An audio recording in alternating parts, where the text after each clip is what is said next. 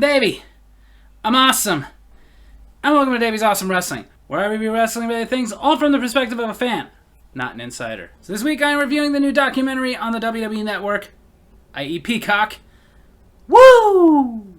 Becoming Ric Flair, directed by Ben Hauser. This was a great documentary, of course, had plenty of wrestlers in it, like DDP, and Stone Cold Steve Austin, and Shawn Michaels, and Triple H, Booker T, and so on and so forth. I can't name all the wrestlers. And also just had other personalities that were affected by Ric Flair, like Mike Tyson, Post Malone, and even had the author that helped Ric Flair write his book To Be the Man, Keith Elliott Greenberg.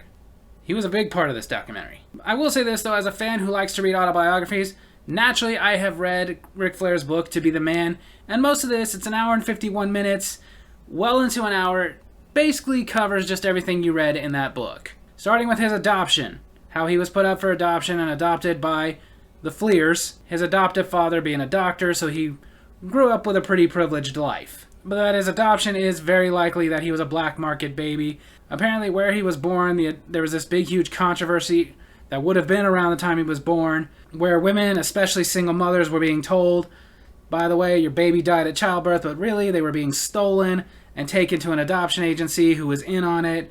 Judges were on it. It was apparently a big controversial thing.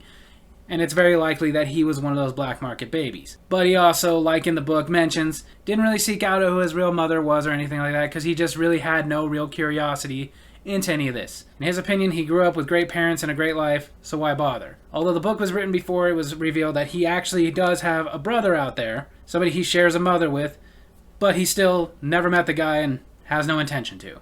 But of course goes into his childhood growing up and not being able to pay attention to anything, and this was way before they knew anything about ADD, which if you watch the documentary or you've read the book, you figure he probably had it. In fact, he had so many problems at school that his parents put him into a private school with much richer kids.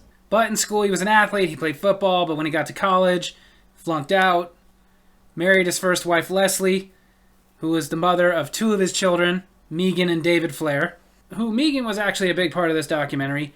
David was on it a little bit, Charlotte was on it quite a bit, but of his children, she was the most prominent on this documentary. But after meeting Leslie and having Megan, he's selling insurance, he's being a bouncer at a bar, and it was as a bouncer at a bar that he met Ken Patera, who at the time was an Olympic weightlifter and was transitioning into wrestling, which he got Ric Flair into, training under legendary wrestler and promoter Vern Gagne, promoter of the AWA, who was the one who actually gave Ric Flair his name. Ric Flair was such a Dusty Rhodes fan that he wanted to be Ramblin' Rick Rhodes, pretend he was like Dusty's brother, but Vern Gagne was like, you got a great name, your name is Ric Flair, just change the spelling of your last name. Then as he's getting into wrestling and he's traveling around, he's starting to get somewhere, he meets a pilot who says on his plane he can fit 5 guys, $100 a guy, I'll fly you to your dates. So they took advantage, but this brilliant pilot, to compensate for the weight of these 5 wrestlers, decided to unload some fuel, which caused a plane crash. A plane crash that ended Johnny Valentine's career and made Ric Flair 2 inches shorter. He crushed a few vertebrae in his back, it made him shorter. But it was after this, and he recovered, even though probably never should have been wrestling again, that he became the Nature Boy, the one we all know. Dyeing his hair bleach blonde, wearing the robes, doing the struts, all that stuff. And as the Nature Boy, of course, he's making a lot of money in wrestling and spending more than he makes, which is even worse when you think about the fact that he wasn't paying taxes. And it was all of his reckless spending and his extravagant lifestyle that led to his first divorce. And I think probably his second divorce and his third divorce. He's on his 4th wife, which is something that is a little disappointing, probably for reasons like they didn't want to be in the documentary, but it didn't mention either of his other 2 wives, just his first and his last. It very casually mentioned Beth like once or twice in passing. Then again, in the book, To Be the Man, at the time when he wrote it, he was still married to Beth. They're not married anymore. Beth being the mother of his 2 other children, Ashley and Reed. Ashley we know as Charlotte Flair. But then, amidst his success, Jim Crockett Promotions, who he's working for, folds and gets bought out by Ted Turner Productions and becomes WCW, which was very poorly managed. In my opinion, during pretty much all of its existence. But the first to really poorly mismanage it was Jim Herd, the pizza guy. He and Ric Flair did not get along. But then again, side note, I've seen so many interviews from so many wrestlers who worked under Jim Herd. Not one of them has a good thing to say about the guy.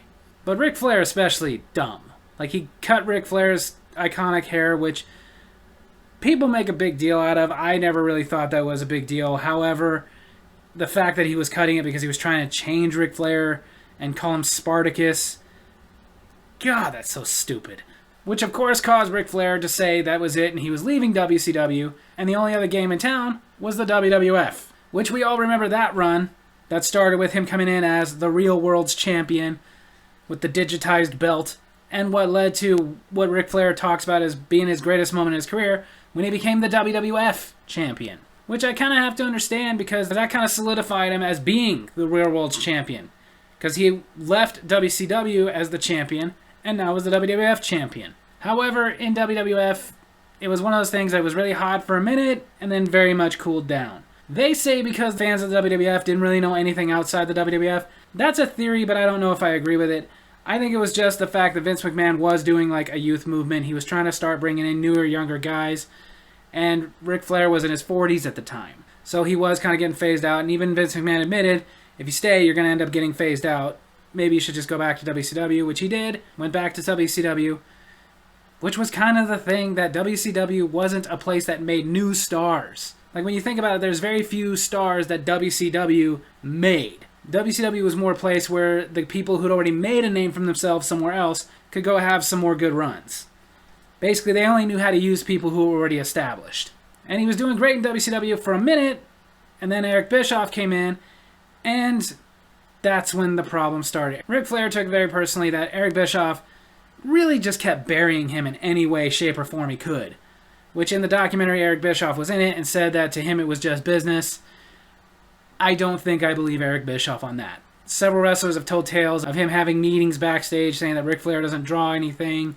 He sued Ric Flair for missing one show, which, according to him, Ric Flair did not request time off for, but Ric Flair swears he did. But I think Bischoff saying it was only business, I don't believe that. I think it was personal too.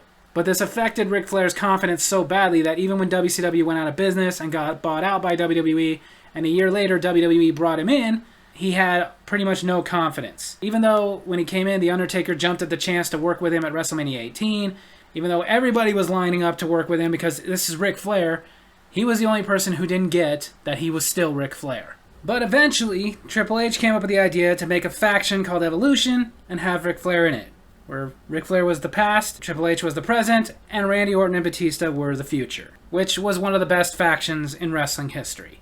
And it helped Ric Flair to get his confidence back, which is the part of this documentary where we finally get past To Be the Man. Now, to be fair, the book To Be the Man came out in 2004.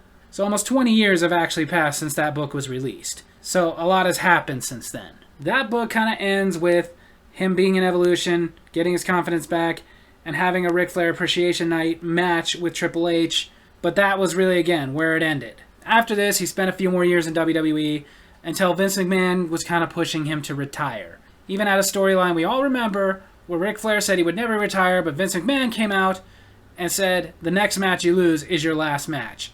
And he was winning every match up until WrestleMania 24, where he took on Shawn Michaels, and Shawn Michaels retired him. Then again, that retirement really didn't stick at all. Not even a year later, he was in TNA and wrestling matches in TNA, which this documentary did not talk about at all, which I get they're not really a part of it, but then again, they've gotten rights from Impact Wrestling before to do documentaries. I kind of feel like they should have just went the extra mile and done it for this one to talk about that part of his career. But he talks about it like it wasn't overall thrilling for him, but it was just he needed the money, so he went. Which is understandable, he spent a lot of money. But basically, like I said, it just didn't talk about it all the times he spent in TNA, coming back to WWE, even though he never had another official match in WWE, but working with them. It went straight from there to his son Reed, who was a great athlete, great wrestler. Ric Flair was making him earn his way into the business, but he couldn't get into WWE because he kept failing drug tests. And Ric Flair talking about what he wishes he would have done differently, up until his son Reed died of a drug overdose. I'm not going to get too much into that stuff, but it's a very, very sad part of this documentary. It even had commentary from Charlotte Flair talking about how the only reason she even got into wrestling was for her brother Reed, and they were going to be there together, and yes, it does dawn on her many times that she's living her brother's dream. And then the impact of losing Ric Flair is what caused Ric Flair's really bad drinking problems. So bad the WWE tried to pay for his rehab. He went, and then as soon as he got out, got back into drinking. It didn't really work out for him, which of course led to his medical problems that we all remember a couple of years ago when he had that really bad heart attack, among many other things, that should have killed him. But somehow he survived, fully recovered, still drinks, but it's much more under control than it was, and that's where we are today. And this documentary even did, at the very end, mention how earlier this year for the NWA, he had what was billed Ric Flair's last match, which wasn't Ric Flair's last match, as, well, he had a match not that long after in Puerto Rico, which led to him posting something on social media saying that he will never retire, which I kind of believe. But there you go. That's the documentary. Woo! Becoming Ric Flair. It's a good documentary. Like I said, most of it, if you've already read To Be the Man, is kind of redundant. For a wrestling fan like me, the interesting part is the stuff after that, which does come well over half of the documentary, but